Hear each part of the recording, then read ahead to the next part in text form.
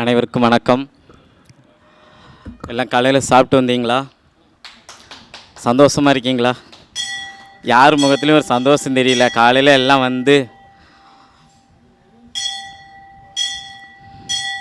சரி ஓகே, காலையில் எல்லாம் வந்து ரொம்ப சந்தோஷமாக இருங்க. ஏன்னா ஒவ்வொரு ஜோதிட மீட்டிங்கிலும் பல சொந்தங்களை நம்ம பார்க்குறோம். அந்த வகையில் இன்றைக்கும் ரொம்ப மனசு சந்தோஷம். இது 32வது கருத்தரங்கம் வாழப்பாடி ஜோதிட ஆராய்ச்சியாளர் நல சங்கம். வழக்கம் போல் ஒவ்வொரு சங்கத்திலையும் ஒவ்வொரு மீட்டிங்லேயும் ஒரு வித்தியாசமான ஜாதகங்களை கொண்டு வந்து விளக்கி மக்களுக்கும் யூடியூப் வழியாக பார்க்குற அத்தனை பேருக்கும் ஒரு அவேர்னஸ் கொடுக்கணும் அப்படிங்கிற ஒரு வகையில் தான் நம்ம வந்து ஜோதிடத்தை சங்கம் வச்சு மீட்டிங் வச்சு ஒருத்தங்களுக்கு நம்ம வந்து சொல்லிகிட்ருக்குறோம். இன்றைக்கும் ஒரு வித்தியாசமான ஜாதகத்தை தான் உங்களோட ஷேர் பண்ணிக்க போகிறேன். நம்ம ஜோதிடர்கள் அனைவரும், ஏன்னா இன்றைக்கி போர்டு இல்லை, தயவு செஞ்சு எல்லோரும் இந்த செல்ஃபோனில் நான் சொல்கிற டைமு, அந்த டேட்டு, அந்த பிளேஸ் இதெல்லாம் நீங்கள் எடுத்துக்கங்க.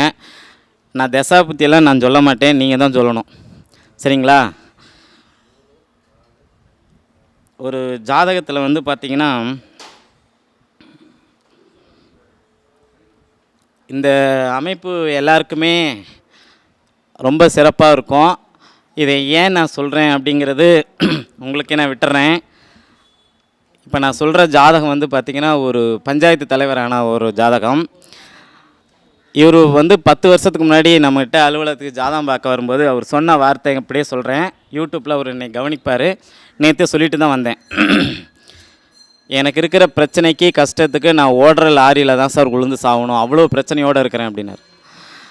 நான் சொன்னேன், சார் உங்களுக்கு ராகு திசை வந்து நடந்துகிட்ருக்கு. ராகு திசையில் சுக்கிரனுடைய புத்தி நடக்க போகுது. இவர் நம்மகிட்ட ஜாதகம் பார்க்கும்போது சுக்கிரனுடைய புத்தியில் ஆரம்பத்தில் வந்தவர். ராகு திசையில் சுக்கிர புத்தியில் நீங்கள் ஊர் போற்றும் தலைவர் ஆவீங்கன்னு நான் சொன்னேன். ஒரு மக்கள் பிரதிநிதித்துவம் வாய்ந்த ஒரு பதவியில் இருப்பீங்கன்னு நான் சொன்னேன். அவருக்கு அது சுத்தமாக நம்பிக்கையே இல்லை. ஏன்னா அவருடைய உயரம் என்னன்னு அவருக்கு நல்லாவே தெரியும். சரி இவரும் சொல்கிறாரு அப்படின்னு சொல்லி பார்க்கும்போது அந்த இவருக்கு சாதகமாக அந்த ஊருடைய தலைவர் பதவி வந்து மாறுது. ஓகேங்களா? எப்போவுமே அந்த 2 வகையாக அவங்க பிரிப்பாங்க, ஜென்ரல் ஒன்று, இன்னொன்று பிரிப்பாங்க.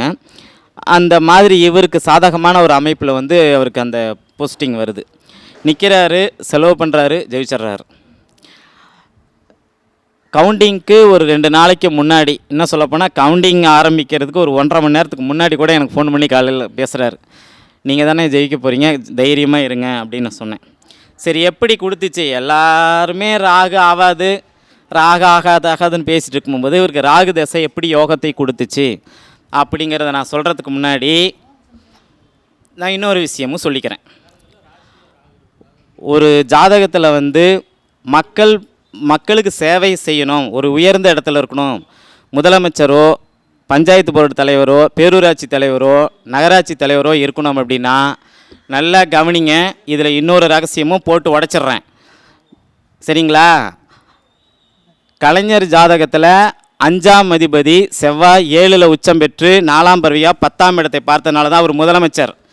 மாண்புமிகு புரட்சி தலைவி அம்மா அவர்களுடைய ஜாதகத்தில் மிதுன லக்னம் 4ஆம் இடத்துல சுக்கிரன் திக்பலம் பெற்று இல்லை அவர் சுக்கிரன் வந்து 5ஆம் அதிபதி ஆகி 10ஆம் இடத்துல உச்சமடைந்தனால அந்த அம்மாவும் முதலமைச்சர் சீட்டில் இருக்காங்க. நேற்று பெஞ்ச மலையில் இப்போது ஒரு காலம் வந்து முளைச்சிருக்கு. அவருடைய லக்னத்துக்கு 5ஆம் அதிபதி முதலில் நீசம், அதன் பிறகு அங்கே வந்து ஆட்சி நீச்ச பங்கம் அடைஞ்சிருக்கு. ஸோ அது பகல் கனவாக தான் போகும். உங்கள் மக்கள் பிரதிநிதித்துவம் வாய்ந்த ஒரு பதவிக்கு நீங்கள் வரணும் அப்படின்னா 5ஆம் அதிபதி 10ஆம் அதிபதியோட ரொம்ப வலுவான பொசிஷனில் உட்கார்ந்துருந்தால் மட்டும்தான் நீங்கள் வந்து ஒரு மிகப்பெரிய ஒரு இடத்துக்கு போக முடியும். அப்படிப்பட்ட ஒரு ஜாதகத்தை தான் நான் இன்றைக்கும் சொல்ல போகிறேன். அது சாஃப்ட்வேரில் வந்து குறிச்சிக்குங்க. 14/8/1970 அதிகாலை கரெக்டாக 4 மணி. இந்த 80க்கு முன்னாடி வர ஜாதகம்லாம் எந்தெந்த ஜாதகம் 3:42 3:45 அப்படின்னு வருதோ அந்த ஜாதகத்தில் நீங்கள் ஆய்வு செஞ்சுட்டு தான் பலன் சொல்லணும். இந்த ஜாதகம் பாருங்கள், கரெக்டாக 4 மணின்னு தான் கொடுத்துருக்காங்க, புரியுதுங்களா? அப்போல்லாம் டைம் அப்படி தான் குறிப்பாங்க. 80 90களுக்கு முன்னாடிலாம் 3:30 3:45 4 மணி 4:15 இப்படி தான் வந்து குறிப்பாங்க, சரிங்களா? அதை வந்து பார்த்துங்க. 14/8/1970 அதிகாலை 4 மணிக்கு பிறந்திருக்காங்க, ஓகேங்களா? இவர் வந்து மிதுன லக்னம், 2ஆம் இடத்துல சூரியன் செவ்வாய், 3ஆம் இடத்துல கேது புதன், 4ஆம் இடத்துல சுக்கிரன் நீசம் ப்ளஸ் திக்பலம், 5ல் குரு, 6ஆம் இடத்துல வந்து பார்த்திங்கன்னா எதுவும் இல்லை, 7ஆம் இடத்துல வந்து சந்திரன். இந்த சந்திரன் வந்து பார்த்திங்கன்னா பௌர்ணமியை நெருங்கி கொண்டு இருக்கக்கூடிய சந்திரன். ஓகேங்களா? அதன் பிறகு பார்த்திங்கன்னா 9ஆம் இடத்துல ராகு, 11ஆம் இடத்துல சனி. இதுதான் இவருடைய ஜாதகம்.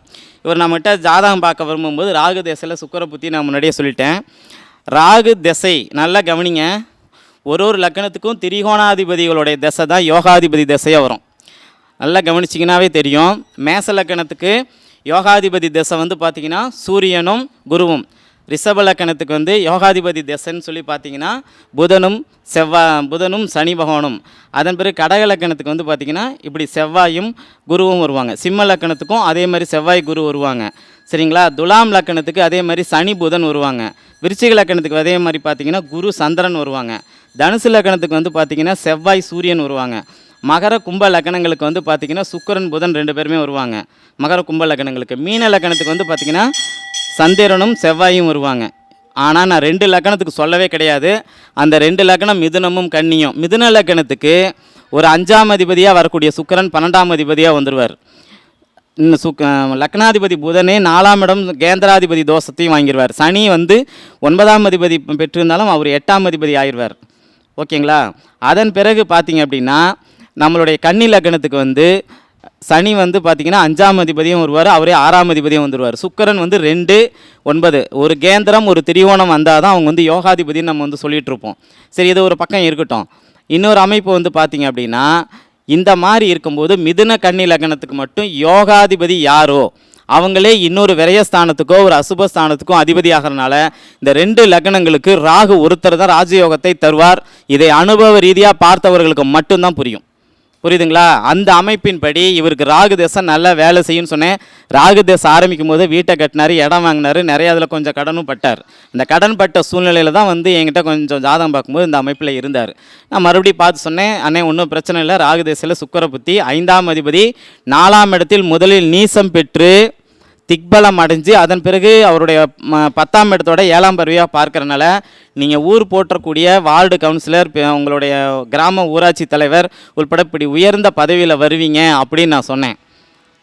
ஓகேங்களா? அவர் அதை அரை மனசாக நம்பிட்டு போனார். இதை எப்படி சொன்னோம் ராகு தேசத்தில் சுக்கிர புத்தியில் வரும் அப்படின்னு சொல்லி பார்த்தீங்கன்னா, ராகு நான் முன்னாடியே சொன்னேன் 2 மாபெரும் லெஜண்டுங்களுடைய ஜாதகத்தில் 5ஆம் அதிபதி 10ஆம் இடத்தோட தொடர்பு கொண்டதுனால தான் அவங்க வந்து முடிசூடா மன்னனாக இருக்காங்க, முதலமைச்சர் எம்எல்ஏ மாதிரி ஒரு பெரிய பதவியில் இருக்கிறாங்கன்னு நான் சொன்னேன்.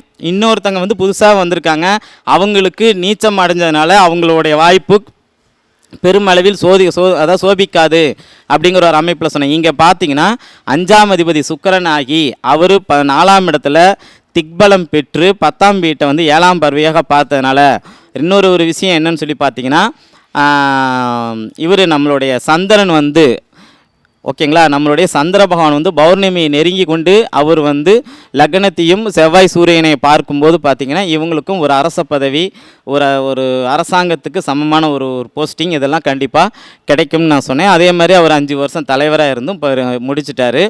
எதுக்காக இந்த அமைப்பை சொல்கிறேன் அப்படின்னு சொல்லி பார்த்தீங்கன்னா, இந்த கன்னி லக்னத்துக்கும் மிதுன லக்னத்துக்குமே வந்து பார்த்திங்கன்னா ராஜயோகாதிபதியாக சுக்கிரன் வரமாட்டார், அதே மாதிரி புதன் வரமாட்டார், சனி பகவானும் வரமாட்டார், நம்மளுடைய ராகு பகவான் மட்டுமே வருவார். அந்த ராகுவை பாருங்கள், இந்த ஜாதகத்தில் நல்லா கவனித்து பார்த்தீங்கன்னா தெரியும். குரு வந்து துலாம் வீட்டில் இருந்திருந்தாலும் அவருடைய 5ஆம் பார்வையாக ராகுவை, கும்பத்தில் இருக்கக்கூடிய ராகுவை பார்க்கிறார்.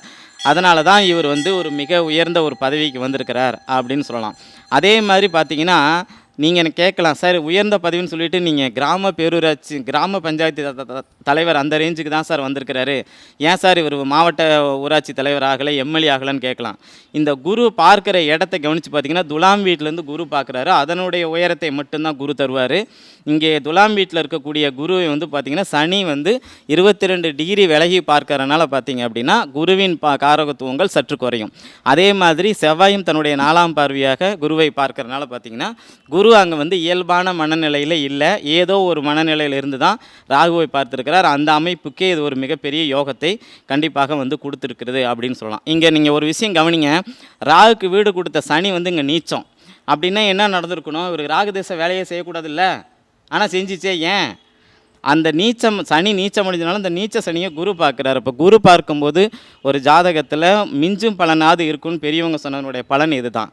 ஓகேங்களா? அந்த அமைப்பில் வந்து பார்த்திங்கன்னா இவருக்கு ராகு திசையில் சுக்கிர புத்தியில் வந்து பார்த்திங்கன்னா இது சஷ்டாஷ்டங்க புத்தியாக இருந்திருந்தாலும் கூட இந்த ராகு திசையில் சுக்கிர புத்தி, ஏன்னா அவர் 5ஆம் அதிபதி, அவர் முதல்ல நீச்சம். சரி, அப்போ 5ஆம் அதிபதி நீச்சம் அடைஞ்சதுக்கு என்ன பலன் கொடுத்தார் அப்படின்னு சொல்லி பார்த்தீங்கன்னா, இங்கே இருக்கக்கூடிய சுக்கிரன் முதல் குழந்தை இவருக்கு அவ்வளோ திருப்தியான குழந்தையாக இல்லை. இந்த வேலையை செஞ்சிச்சு. ஓகேங்களா? அதாவது அவர் நீச்சம் அடைஞ்சதுக்கு ஒரு பலன். இப்போ தமிழ்நாட்டில் ஒரு ஃபேமஸான ஒரு ஜோசியருடைய ஜாதகம் இது தான். அவருடைய ஜாதகத்தில் மிதுன லக்னம் 4ல் வந்து சுக்கிரன் நீசம், அப்புறம் திக்பலம். அவர் ஒரு குழந்தையை இழந்ததுக்கு பிறகு தான் தமிழ்நாட்டினுடைய நம்பர் 1 ஜோசியரானார். ஓகேங்களா? அப்போது நீசம் அடைஞ்சதுக்கு ஒரு பலனை கொடுத்து அதன் பிறகு தான் அந்த கிரகம் வந்து வேலை செய்யும் அப்படிங்கிற ஒரு அமைப்பு வந்து இங்கே ரொம்ப தெளிவாகவே காட்டியிருக்கு. ஓகேங்களா? இவர் வந்து இவருடைய கேள்வி என்னென்னா, அடுத்து நான் வந்து மறுபடியும் எலெக்ஷன் வச்சா நான் வந்து நிற்பேனா அப்படிங்கிற மாதிரி கேட்டிருக்காங்க. பழனிவேல் சார், அடுத்த தசை என்ன இவருக்கு நடக்குது, என்ன புத்தி நடக்குதுன்னு சொல்லுங்கள்.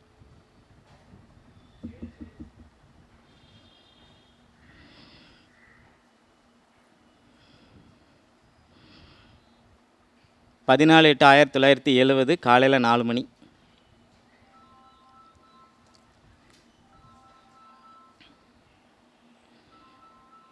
அடுத்து நடக்கக்கூடிய திசை வந்து என்ன திசை இந்த திசையில் நான் நின்றுனா மறுபடியும் ஜெயிப்பேனா அப்படிங்கிற மாதிரி கேட்டிருக்கிறாரு. 70 4 மணி காலையில் அப்படின்னு போட்டிருக்கிறாரு. என்கிட்ட வந்து அவருடைய கேள்வி கேட்டிருக்கிறாரு. கண்டிப்பாக வாய்ப்பு இல்லைன்னு நான் சொல்லிட்டேன். ஏன்?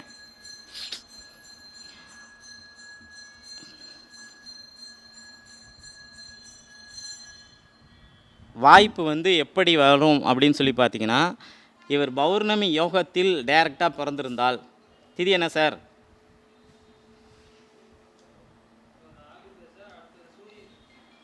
சூரிய புத்தி. அதான் ராகுக்கு சூரியன் பாருங்கள் 6 8 இருக்கும்.